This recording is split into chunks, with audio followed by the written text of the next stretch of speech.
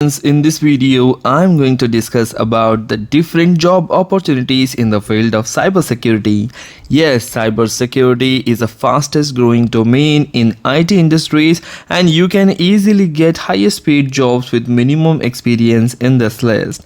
So as the demand for the cybersecurity professionals is growing rapidly, here are some of the most promising job roles in this field.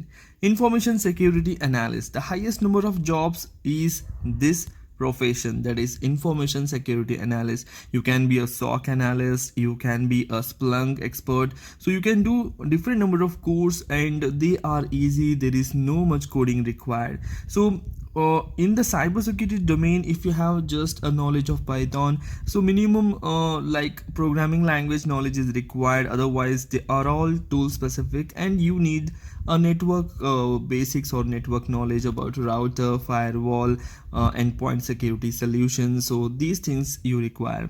So information security analyst is again most number of jobs are there.